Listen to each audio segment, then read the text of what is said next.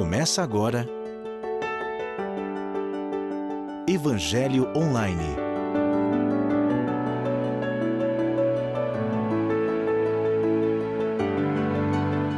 Um programa da Igreja Presbiteriana de Orlândia.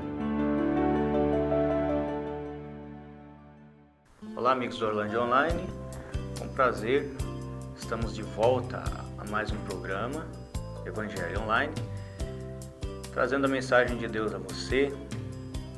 Oramos para que essa mensagem realmente vá de encontro à sua necessidade.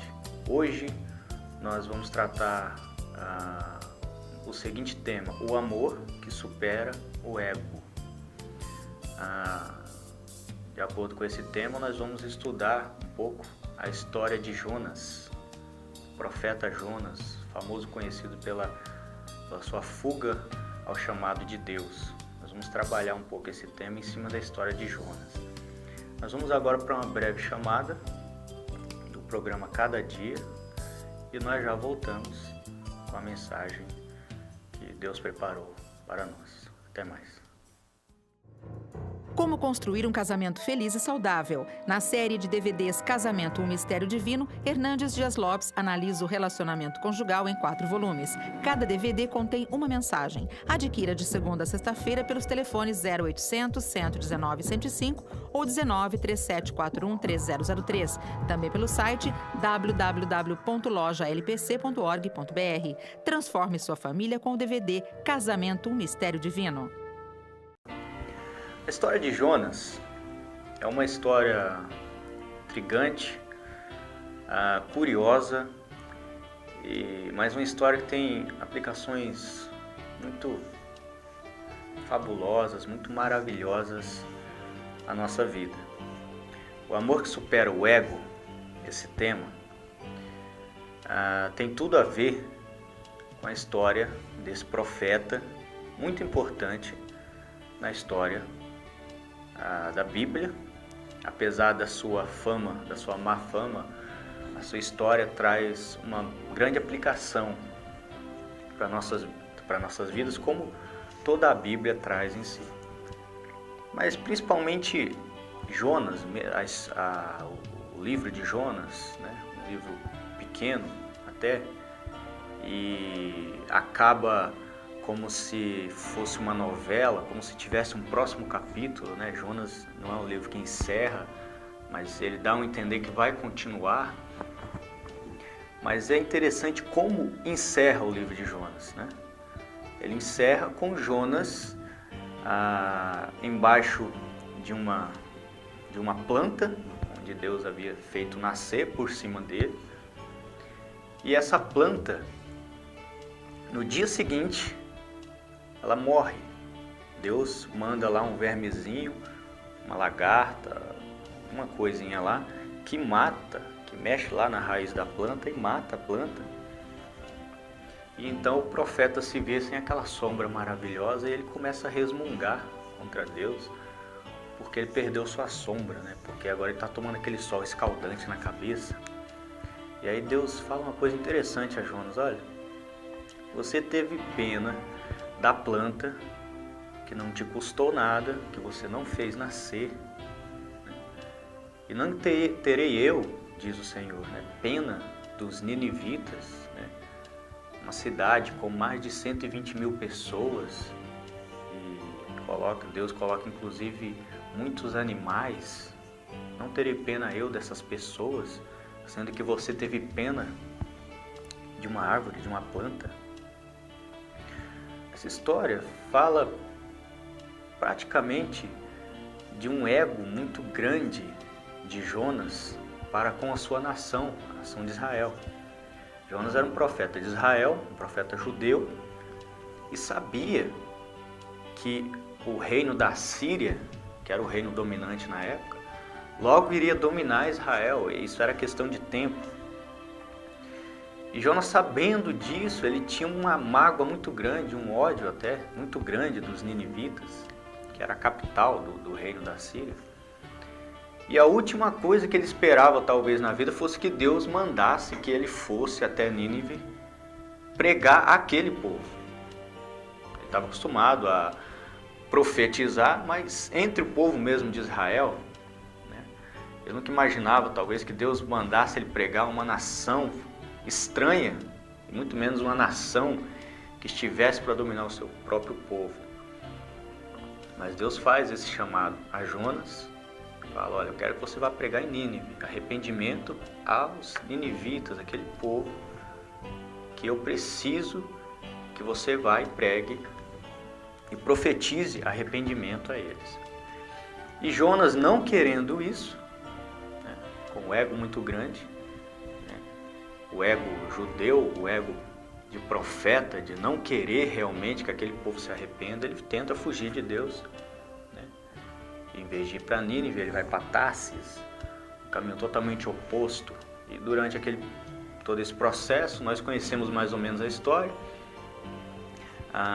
O barco é tomado por uma tempestade no meio do caminho e no fim Jonas acaba revelando aos marinheiros ali que ele é a causa de todo aquele tormento. Então ele é jogado ao mar, um grande peixe o engole e durante 3 dias que ele esteve no ventre desse peixe, ele ora a Deus, né?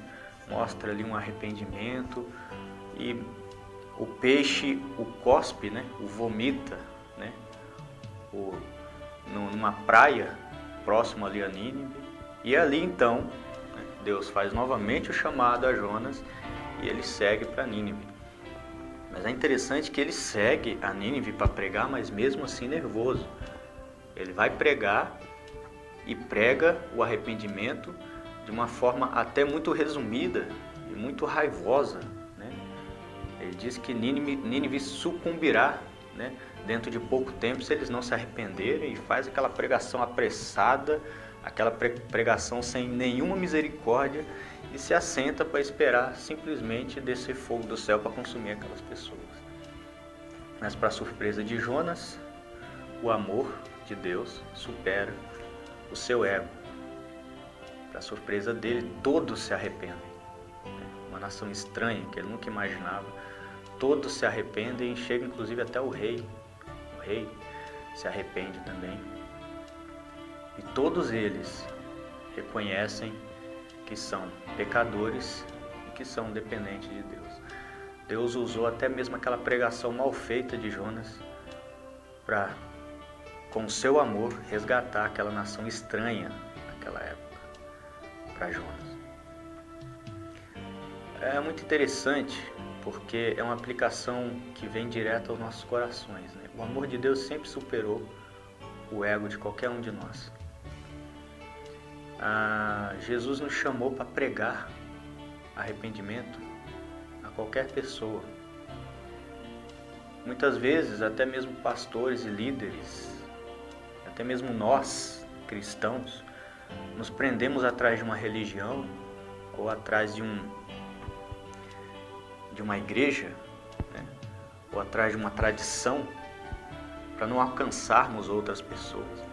Até mesmo na nossa mente nós temos a impressão, olhando para alguém, que aquele lá nunca vai se arrepender mesmo e eu não vou pregar o evangelho para ele, porque na verdade seria uma grande perca de tempo, nós pensamos assim. Mas o amor de Deus sempre supera qualquer ego nosso, o amor de Deus sempre supera qualquer vontade humana, né? Qualquer pecado humano. O amor de Deus vem para alcançar qualquer pessoa. Nosso papel como cristãos, como disse Jesus, é ir, né? A ordem de Jesus é ir pregar a todas as nações, ir pregar o evangelho a todos. O evangelho não é discriminatório, ele não tem um povo específico, mas ele é para todos e alcança a todos, todas as nações em si. Em Apocalipse capítulo 7 mostra pessoas de todos os povos, nações e línguas adorando a Jesus Cristo. E é isso que é a igreja, um povo misto de várias raças, de vários povos, adorando com um único objetivo, adorando um único Deus.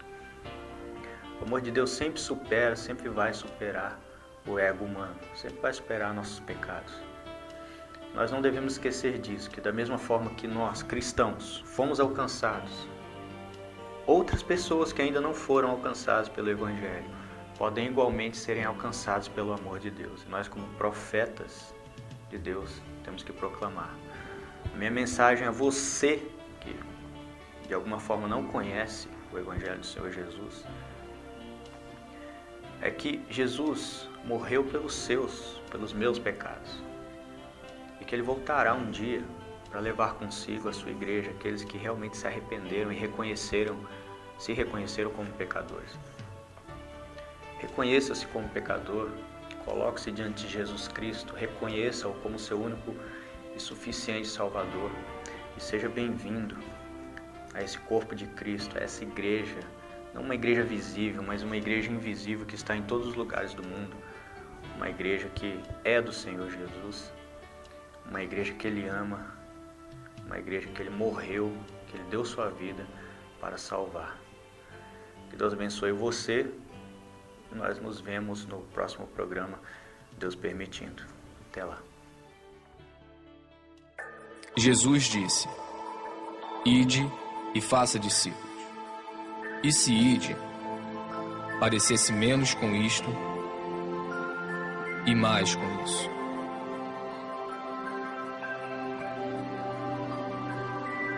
E se fazer discípulos parecesse menos com isto e mais com isso.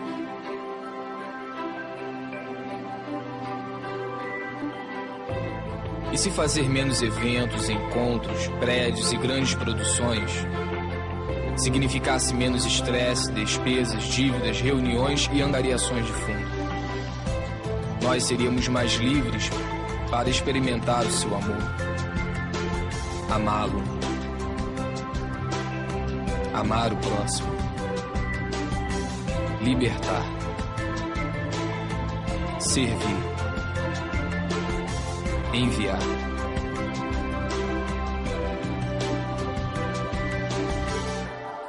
E se ao invés de fazer concertos, bazares, palestras, boletins e erguer prédios, nós fizéssemos mais discípulos para amar, cuidar e ensinar as pessoas? Como Ele fez. E como Ele fez. E eles fizeram. Esta é a nossa missão. Este é o grande chamado. Amar, libertar, servir, ir onde se fizer necessário. Isto é discipulado. Isto é igreja.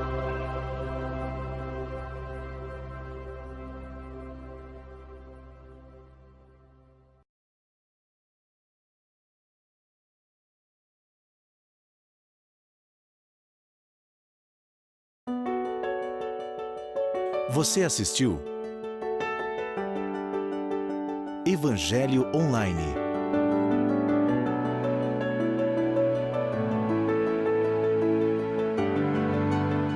Um programa da Igreja Presbiteriana de Orlândia.